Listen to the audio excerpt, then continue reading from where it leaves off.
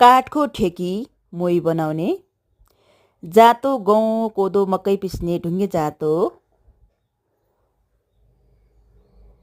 मकै भटमास भुट्ने हाँडी, नाङ्लो चामल दाल केलाउनको लागि प्रयोग गरिने, भात पकाउने कसौडी,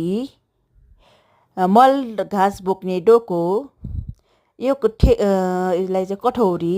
दुध जमाएर दही बनाउने, स्याखु यो चाहिँ चोयाले बनेको हुन्छ, परम्परागत छाता पानी पर्दा ओढ्ने,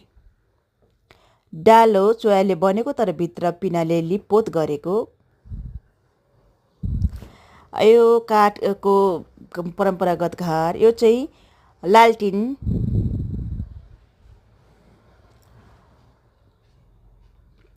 यो चोयाको छान्नी डाली रोटी राख्नको लागि प्रयोग हुने, यो चाहिँ टुक्की बत्ती, सानो टुक्की बत्ती, यो चाहिँ छालाको डोरी, यो काइयो, काठको काइयो,